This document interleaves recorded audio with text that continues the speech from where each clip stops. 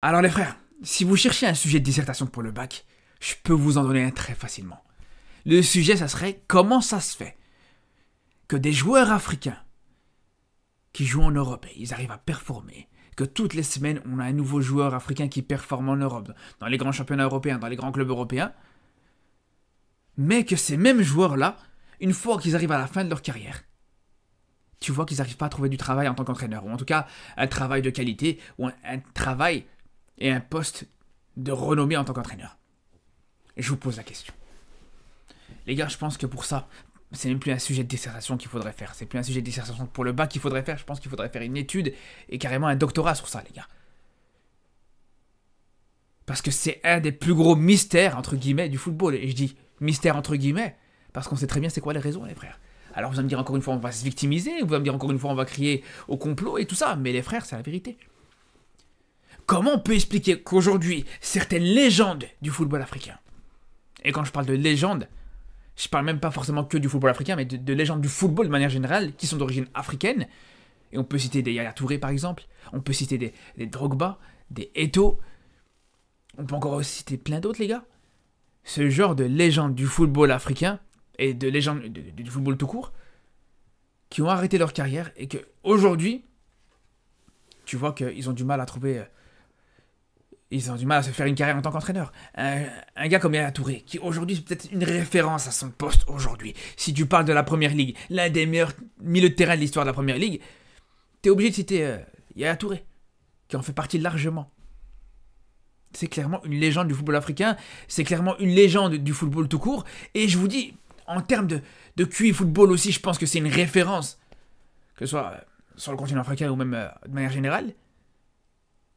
Et le mec, tu vois, ça fait 50 ans, le mec, il est là en train de faire sa formation, il est en train d'essayer de trouver comment dire, un job réaliste d'entraîneur, mais il est adjoint depuis je sais pas combien de temps, les frères.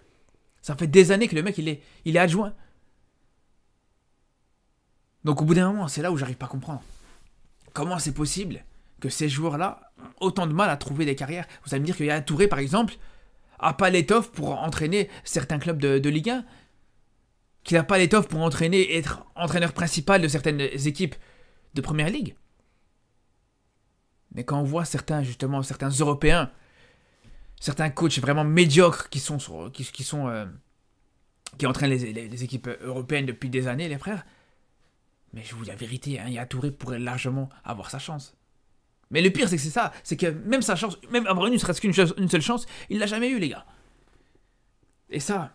Je vous parle de l'exemple de Yaya Touré, mais encore c'est celui qui s'est le plus rapproché, qui se rapproche le plus d'un poste d'entraîneur, un poste réaliste d'entraîneur, les gars. À la limite, lui, il a été adjoint du côté de Tottenham, il a eu des postes d'adjoint plus ou moins intéressants.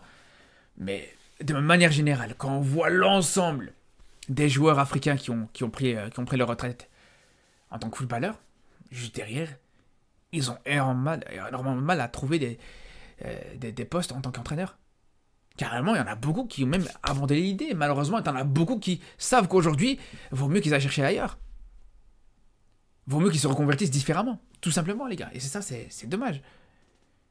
Parce que venez pas me dire qu'avec tous ces joueurs, encore une fois, qui ont performé en tant qu'Africains, il n'y en a pas un qui est capable de performer en tant qu'entraîneur, tout simplement, les gars. Et le pire, c'est que là, je vous parle de certains joueurs qui ont eu du mal à se reconvertir en tant qu'entraîneur, etc.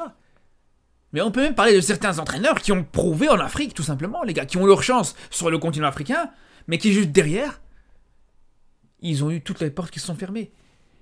Et je pense qu'on est obligé de parler d'un Aliou Cissé, par exemple, le mec qui est une légende en tant qu'entraîneur autour du football africain, dans cette équipe du Sénégal. Le mec, il est resté quasiment 10 ans à la tête de cette sélection sénégalaise. Il t'a fait des grandes choses. Il t'a gagné une Coupe d'Afrique, il t'a apporté la première Coupe d'Afrique à son pays, et aujourd'hui, il se retrouve où? Il se retrouve en Libye, les gars. Qu'est-ce qu'il va aller foutre en Libye? Je comprends pas. Vous allez me dire qu'un Aliou Cissé, par exemple, serait pas capable d'avoir une équipe de Ligue 1, certaines équipes de Première Ligue, certaines équipes de Liga. Alors, c'est vrai que c'est pas le plus beau jeu qui est proposé, qu'on peut trouver chez un entraîneur, c'est vrai. Mais par rapport à ce qui se fait déjà en Europe, c'est pas forcément pire que certains entraîneurs, c'est ça que je vous dis, en termes de jeu en tout cas. Et en termes de qualité, en termes d'expérience, en termes de vécu, en termes de tout ça. Les gars, moi je vous dis la vérité, il a une légitimité qui est énorme avec ce qu'il a fait, je vous dis, à la tête de cette équipe du Sénégal, c'est exceptionnel. Et ça, c'est le cas pour Aliou Cissé, mais c'est aussi le cas pour un Djamel Belmadi. Lui aussi, pareil. Il t'a gagné une CAN. Il a été chercher ce record de série d'invincibilité, de matchs sans défaite.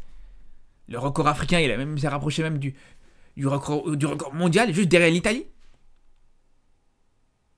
Donc les gars, je vous dis la vérité, pour moi, là aussi, un Belmadi, c'est pas normal. Je comprends pas comment c'est possible que depuis autant de temps, ça va faire plus d'1 an, que le mec il se retrouve sans club, sans sélection. J'ai vraiment du mal à comprendre. Alors ok, on peut dire que Belmadi, c'est vrai qu'il est arrivé à la fin d'un cycle, qu'à la fin, ses résultats avec l'Algérie, c'était compliqué, que sa communication a été compliquée, tout ça. Mais on sait très bien que il avait des compétences énormes. Tu peux même faire une série de 35 matchs sans défaite à la tête de cette équipe d'Algérie, pour que juste derrière, tu me dis non, c'est un mauvais coach. Le mec, il te fait une série de 35 matchs sans défaite. Il te gagne une CAN. Il va faire des résultats intéressants contre des équipes en dehors de l'Afrique. Le match nul contre le Mexique, la victoire contre la Colombie. Ce genre de choses comme ça. Comme pareil pour Aliou Cissé d'ailleurs, qui a battu le Brésil il n'y a pas si longtemps que ça. Et aujourd'hui, tu vois que c'est des entraîneurs qui ont du mal à se renouveler. Et ce qui est encore plus fou, les gars, c'est que là, on parle des entraîneurs d'origine africaine, qui ont du mal à avoir cette légitimité en Europe. Mais même certains autres entraîneurs qui sont européens, qui viennent entraîner en Afrique, qui viennent performer en Afrique, qui font des très bonnes choses en Afrique, une fois qu'ils veulent retourner en Europe, là aussi ils ont beaucoup de portes qui se ferment. Je pense à Hervé Renard par exemple. Hervé Renard qui a aucune légitimité quasiment en Europe. Hervé Renard qui a presque aucune crédibilité là-bas. Carrément, il a dû se reconvertir dans le football féminin, les frères. Même si, là, actuellement, il est revenu dans le football masculin. Mais tout ça pour dire, les gars, c'est une dinguerie de se dire que même Hervé Renard, avec tout ce qu'il a fait, lui aussi, pareil, on peut parler d'une légende en tant qu'entraîneur aussi, avec ce qu'il a réalisé. Le mec, t'as gagné quand même 2 CAN avec 2 équipes différentes. Et aujourd'hui, il faut se rappeler aussi de ce qu'a fait le Maroc. Avec ce parcours en demi-finale de Coupe du Monde, il faut se rappeler que Hervé Renard a été un artisan principal de ce parcours du Maroc. C'est lui qui a remis le Maroc dans les bons rails, sur une période où c'était vraiment très compliqué pendant des années, où c'était vraiment une longue traversée du désert, mais ça, c'est encore notre débat. Bref, c'est vraiment un vrai problème de constater à quel point vraiment aujourd'hui, juste quant à l'étiquette football africain, sans même être africain, mais juste quand t'as l'étiquette football africain, c'est fini, tu sais que tu vas te fermer beaucoup de portes. Et à la limite, c'est vrai qu'on a toujours été pessimiste par rapport à cette situation-là, mais justement, à la limite, peut-être que aujourd'hui il y a peut-être des motifs d'espoir. Aujourd'hui, il y a peut-être des raisons de peut-être un petit peu y croire quand on voit, justement, et c'est ça qui m'a donné envie de faire cette vidéo, que ce soit un Habib Beye ou un Samba Diawara, qui entraînent en Ligue 1 actuellement. Alors, les deux sont arrivés de manière un petit peu désespérée dans leurs clubs respectifs, dans 2 clubs qui clairement avaient plus rien à perdre. 2 clubs qui étaient dans des situations un peu problématiques, que ce soit Rennes qui jouait le maintien, ou enfin tout simplement les 2 clubs qui jouent le maintien. Et ils sont arrivés un petit peu en catastrophe parce que voilà, t'as plus beaucoup d'offres sur le marché, t'as plus beaucoup d'entraîneurs qui sont sur le marché, et ils sont arrivés comme ça. Et c'est là où justement, pour moi, on pourrait être vraiment sur un tournant décisif dans l'histoire des entraîneurs du football africain. On pourrait vraiment rentrer dans un tournant et on pourrait franchir un cap pour les entraîneurs d'origine africaine, les gars, je vous dis la vérité. Et c'est là où, pour moi, eux, ils ont une responsabilité énorme. Non seulement la responsabilité de maintenir leurs équipes respectives et de faire un bon travail avec leurs équipes respectives, mais ils ont aussi cette responsabilité avec le continent africain qui est sur leur dos. Là, c'est l'avenir du football africain et des entraîneurs africains qui est sur leurs épaules, les gars. Sans leur mettre la pression, c'est la vérité, les frères. Alors c'est très bien et c'est positif de voir aujourd'hui, là, les 2 ont très bien commencé. Et j'ai envie de vous dire heureusement pour eux, parce qu'on sait très bien, les gars, s'ils avaient mal commencé, mais ça leur est tombé dessus directement.